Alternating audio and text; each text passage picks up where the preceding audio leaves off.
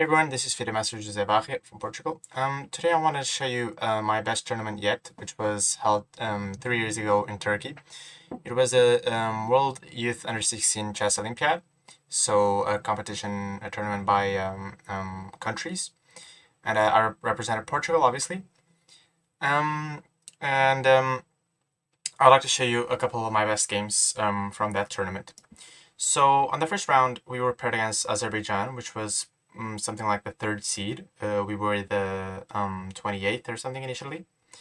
So the game started out with a Ruy Lopez, or a Spanish, and a closed one. And eventually he played this bishop c5 line, which is a little bit lesser played. I go a4, we trade, and I take on e5, which is a known sort of theme in these Spanishes. And in this line in particular, this is regarded as a good line for white. So knight takes and d4 with a fork on both pieces, and white's idea is to gain the bishop pair. So after trade, we restore a material balance, but now I have the bishop pair and my opponent doesn't.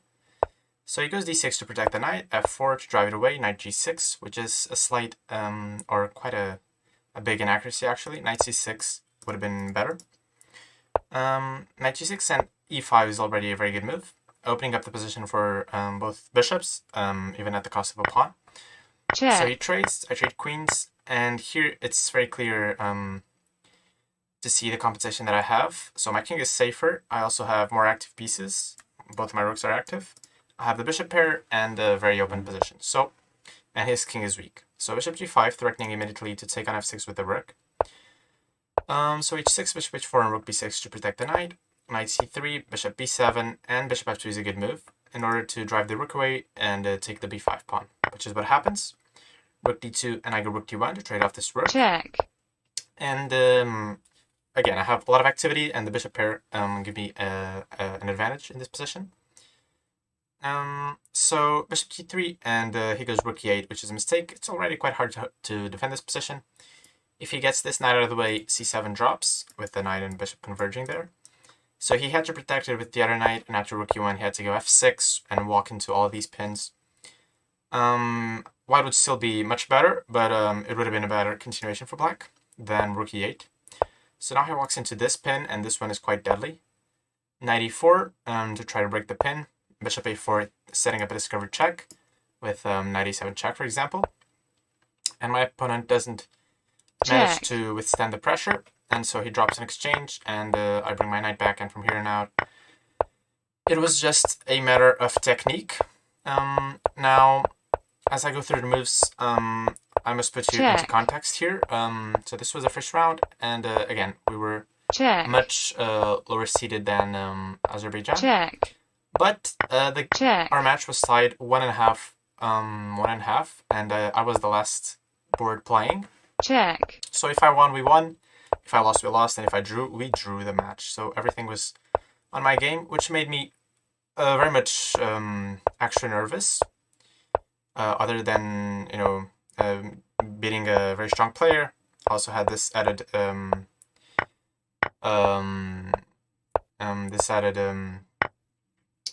prize for the game. So eventually I managed to take his pawns after coming in with the king. And from here, it was very clear that I was going to win this game with no problems. And after rook e4 check, my opponent resigned. So he managed to win this match against Azerbaijan. And yeah, it was a huge upset. I remember everyone back home was going crazy about it.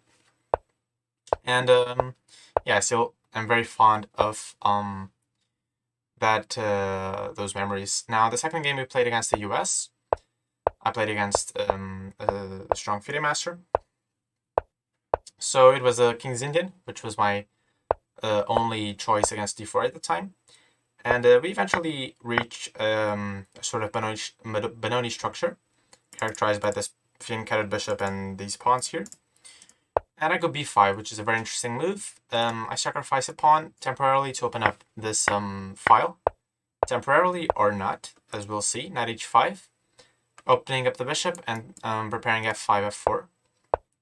So I go f5, and I figure here that f4 doesn't give me anything because I'm just closing the position. That's not my interest. So I check, trade the rooks and go queen h4, which is an inaccuracy, quite a big one. I should have went knight f6 and rotated the knight around to g4 to trade off this bishop, and that would be very good for me because his dark squares are very soft. So queen h4, bishop f2, and now another mistake, queen e7.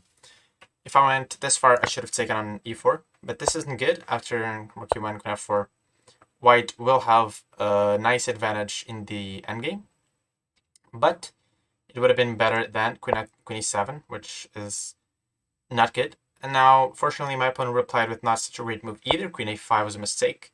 He should have went knight c4, which would have been a very nice move.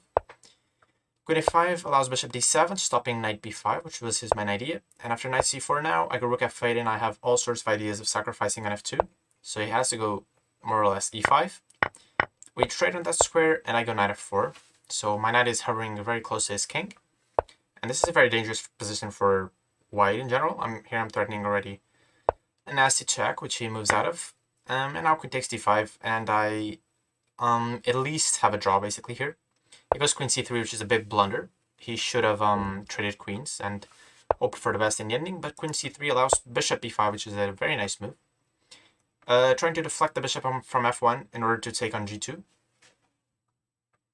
So he goes rook e7, rook f7, we trade. Queen e3, and I take on f1, which is a very big mistake. Not that I'm worse, but basically I could have gotten a winning advantage or maintained the winning advantage with g5. Since the pressure here is just too great for him to deal with, so instead I trade, and we reach an opposite color bishop endings, an ending, which you might check, know that they are very drawish, but there are still a couple of big mistakes. Bishop f4 was one of them. check, And here I managed to gain a big advantage again because I go a5 and these pawns are very weak. I'm mobilizing my pieces very quickly. Bishop b1, however, was a big mistake. I should have went a4 check, and isolated this pawn on a2. I went bishop b1, check, which was rushed after a4 check, king b6. Basically now, okay, I win these two pawns, but he, with best play, he should be able to hold a fortress here. But he makes a very big mistake in the form of bishop d2, king d2, excuse me. He should have went king b2 to stop the pawn from going forward. King d2 allows bishop c4, and now the pawn goes through a couple squares. Check. And what that means is the king is stuck, and if the king is stuck, then I can mobilize this pawn. And now I go c3 check. He can never take this one because I promote and then take his bishop. So he goes king a1, c2, but now all his pieces are stuck, so I just go to the other side, take this pawn, come back, and eventually bishop a4 was a nice final move. Next, I'm going to promote and win his bishop. So 2 out of 2 against very strong players, and we move on to round 3. We lost that match, by the way, against the USA, and now we were paired against Israel. So another King's Indian. I had 2 black games back to back, so a different variation. I try to break open the center, as is usual in the King's Indian, and he takes with the c pawn. I go e4, trying to play on the wing. In the King's Indian, you basically give up the center and play on the wings, either on the king side or on the queen side. Eventually, I go queen a5, which is an inaccuracy because after knight b1, trading the queens isn't good for black at all. The ending is very, very murky. I go queen back, knight a3, and here was basically my last chance to go h5. I have to stop him from going h5 and getting a clamp in my position. If I go h5 myself, I'll have some targets to attack in the future. Rook b8 is a mistake, and after h5, basically b5 doesn't go anywhere. After knight c2, it's clear that I have no counterplay. So queen b6, knight b4, queen a5, and here we maneuver for a bunch of moves in a row.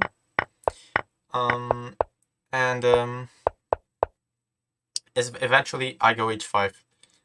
It's quite late now, but still, I managed to fix this weakness on g5. And my only plan, basically in this position, is to get around to target that pawn, which is what I do. I first go h4. These pawns around the king are always menacing. He goes back to f2, which is a mistake. Here we were starting to suffer from time pressure. He should have went bishop e3, driving my queen back, and then knight b4, which would have been very nice. The knight's coming to c6, and I don't have time to organize my play around the g5 square pawn. Instead, he goes knight f2, I go bishop f8, and manage to get my bishop to e7. And after f4, which is already quite desperate, his position is very much overextended. His pawns are also weak, and he has to defend them with the king. Far from ideal. Queen d4 is a nice centralizing move. Queen c7, again, desperate. Check. Managed to take on g5. Check. And to take his knight. And this was a very nerve-wracking game. But eventually we reached this position, and I'm completely winning here. But I had to take the right pawn. I was very scared of these pawns during the game. I wanted to get rid of them. And so I went here and took on d6, which is a mistake. Now he has more chances to hold by taking this pawn, which is what I did. I should have taken on a2 and created these two connected passed pawns. Check. So we got on this road, and basically black can play this position forever. I felt like I had a lot of chances around his king. His king is very weakened. I have my bishop, my queen, my pawns. And I was wrong. Black here has very good chances of winning, but white could have resisted much more. Instead, here he lost on time. In this tournament, we had no increment on move 40. So actually, white went ahead and lost on time here. But it's already quite a hard position. I'm coming in with h3, bishop f4, maybe h2. So these are the three, my three best games from this tournament. Not my, all-time best games or something, but 3 games that I still have very fond memories of, and very proud of them. I feel like my quality play throughout these games was very good, especially at the time 3 years ago. So yeah, I'm not gonna be able to play any more of these tournaments since I'm 17 now, and this is only under 16. But in that year, I managed to get third best. I was board 3, and I managed to get third place on my board. So again, great tournament, and I hope you enjoyed the video. I'll see you soon with another video. Peace out.